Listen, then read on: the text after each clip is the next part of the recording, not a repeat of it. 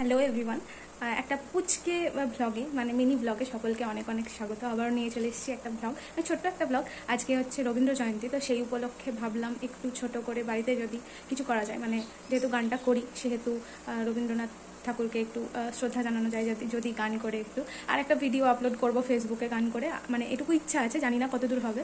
তো ভাবলাম সেটা তোমাদের সাথে শেয়ার করি। তো এই যে অনেক কষ্টে মায়ের সাথে অনেক ঝামেলা করে আর কি শাড়ি টাড়ি করা হলো, কারণ আমি শাড়ি পরতে পারি না, আর মা ওদিকে ব্যস্ত, তার মধ্যে আমি চালাচ্ছি, যাই হোক এটা কোনো ব্যাপার না। তো তো রেডি হচ্ছে আর কি, কেমন লাগছে জানিও। হ্যাঁ মানে এখন নয়, পুরো রেডি হওয়ার পর বা এখন, যাই হোক তো চলো দেখা যাক কতটা কি করতে পারি, দেখতে থাকো।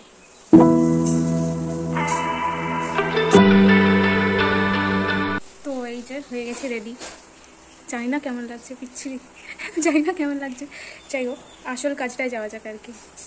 তো আপাতত আমি হয়ে গেছি রেডি, আর বাবা এতদিন বেরোয়নি, এই সামনে একটা কাকুর বাড়িতে গেছে। তো বাবা আসলে রবীন্দ্রনাথ ঠাকুরকে ওখানটায় রেখেছি, তো রবীন্দ্রনাথ ঠাকুরের একটুখানি পুষ্পাঞ্জলি আমরা দেব শ্রদ্ধা জ্ঞাপন করার জন্য, আর তারপরেই মানে যেটা আমার প্ল্যান গান করা। মাকেও বলেছি গান করতে, আমি জানি না মা করবে কিনা, কারণ মা এখন সত্যিই অনেক ব্যস্ত। আমারও করার সেরকম ইয়ে ছিল না, তবু বসেই আছি, তো মনে হলো যে করি। তো চলো দেখা যাক। যাই হোক চলো, সবাই ব্যস্ত, আমি ফুল কটা তুলে রাখি যাতে এত ব্যস্ত মানুষজনদের নিয়ে সব কিছু অ্যারেঞ্জ করা যায়। চলো, এই যে অবশেষে, আমি কখন আসতে বলেছি তোমাকে? কি কি রকম বদ যাও জলদি, যাও। এই যে সামনেই সব ফুটে আছে, এই ফুলগুলোই দেব, আর কি বা করব। এই যে সুন্দর কালারের একটা,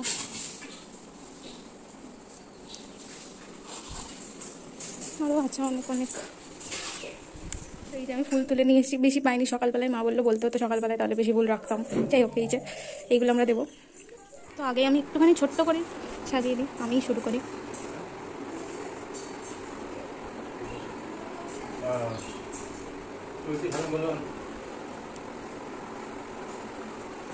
আর এই জায়গাটায় ধূপকাঠি ধরিয়ে নিয়েছি, আমার হাতে অলরেডি ছাই পড়ে হাতটা পুড়ে গেছে। আর যেহেতু বাবা ফুলের মালার জন্য একটু দুঃখ প্রকাশ করেছে, তাই আমি যেদিকে যত ফুল ছিল সব তুলে নিয়েছি, এই যে মালা গাঁথতে বসে গেছি। আর হ্যাঁ, লাস্ট মোমেন্টে আমার মনে হয়েছে যে মালা পরাটা ইম্পর্টেন্ট, তাই আমি মালাও পরে নিয়েছি। কেমন লাগছে জানি না। তো এই যে চলছে রবীন্দ্রনাথ ঠাকুরের জন্য মালা গাঁথা। তো এই যে আমার মালা কমপ্লিট, ওদিকে ধূপকাঠি চলছে অনেকক্ষণ থেকে। চলো বাবা, আমাদের মাল্যদান করবে আমার বাবা। পেপার পড়া বন্ধ করুন দাদা, আসুন। এই যে অবশেষে, এ মা ছোট হয়ে গেছে, সরি আমি বুঝতে পারিনি। লম্বাই দাও, ওরম ভাবে দিতে হবে না, লম্বাই দাও। আমি তো ভালোই হিসাব করলাম। তো ছেলেমেয়েরা সবসময় মিস্টেক করবেই, তার জন্য এই যে বাবা মা আছে সব কিছু ঠিক করে দেওয়ার জন্য। যাই হোক বাবা একটু রিপেয়ার করছে, কি করা যায় আর কি, এক্সট্রা সুতো লাগিয়ে। এইবার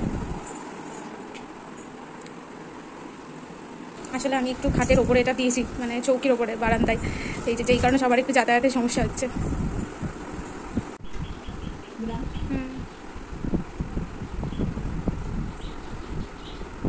তো দিয়েছি, তবু আরো একবার। তো নমস্কার সকলকে, কবিগুরুকে শ্রদ্ধা জানিয়ে আমি একটি গান পরিবেশন করছি। জাগরণে যাইবে ভাবরে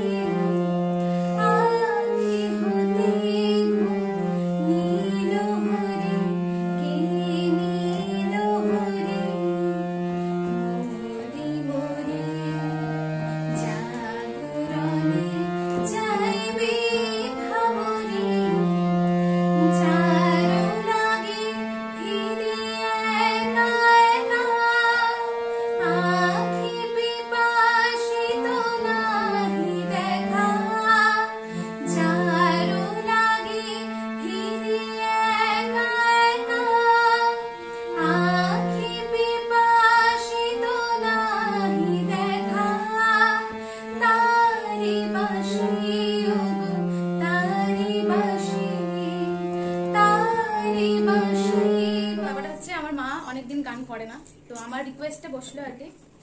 তো দেখা যাক আমরা কেমন করি, প্র্যাকটিস নেই কিছু নেই, জাস্ট হুট করে ঠিক হলো। চলে আসবে, ঠিক আছে। তোমার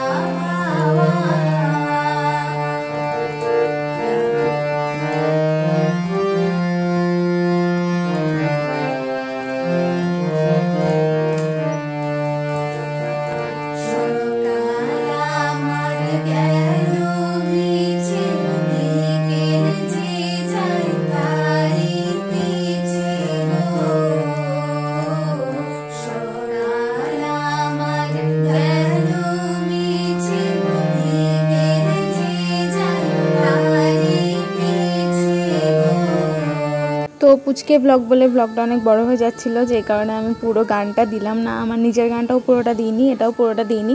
জানি না কেমন লাগলো তোমাদের, যেটুকুই দিয়েছি জানিও সকলে তোমাদের কেমন লাগলো। বাকি ফেসবুকে আপলোড করা আছে, যদি চাও দেখে আসতে পারো। তো জানি না কি হলো, কেন হলো, কিভাবে হলো, তবে কিছু একটা হলো এটুকু জানি। তো হঠাৎ করেই মনে হলো যে মাকে নিয়ে বসি। কোনো প্র্যাকটিস ছাড়া কিছু ছাড়া মা তো বহু যুগ বসে না। মা অনেক আগে গান করতো এবং অনেক ভালো গান করতো, কিন্তু প্র্যাকটিসের অভাবে একেবারেই মায়ের গলাটা খারাপ হয়ে গেছে। তবু ভালোবাসা থেকে করে, সেটাই আমাদের কাছে অনেক। তো আমার সাথে যে আজকে পড়লো, এটাই মানে সত্যি ক্যামেরা ফ্রেন্ডলি একটু মা নয়, ওই জন্য বারবার সাইডে চলে যাচ্ছে। তবু যেটুকু করলো সেটুকুতে আমি সত্যি খুবই খুশি। যাই হোক, তো চলো, আশা করি আজকের মতো এটুকুই শেষ। আর দেখা হচ্ছে নেক্সট ব্লগে। নেক্সট একটা কিছু বড়সড় ব্লগ নিয়ে আসছি। সামনেই জামাই ষষ্ঠী, কোনো অসুবিধা নেই। চলো, সকলে অনেক ভালো থেকো, আমার পাশে থেকো। আর হচ্ছে সাবস্ক্রাইব করতে ভুলো না, আর এভাবেই দেখতে থেকো। আর হ্যাঁ, বলা হয়নি, এই শাড়িটা খুবই গন্ডগোলের শাড়ি। তো এই শাড়িটা হচ্ছে আমার অনেক দিন আগেকার শাড়ি। আমি কৃষ্ণনগরে একটা স্যারের কাছে শিখতাম। সেই স্যারের মানে স্যারের যে স্কুলটা, গানের স্কুল, সেই স্কুলের স্টুডেন্টদের এই শাড়িটা পরিয়ে প্রোগ্রাম করানো হয়। তো প্রোগ্রাম করেছিলাম, তখন এই শাড়িটা নেওয়া হয়েছিল। তো যাই হোক, শাড়িটা খুব সুন্দর, প্রিন্টগুলো খুবই সুন্দর, কিন্তু ম্যানেজ করাটা খুব চাপের হয়ে যায়। তো চলো, যাই হোক, দেখা হচ্ছে নেক্সট ব্লগে। সকলে অনেক ভালো থেকো।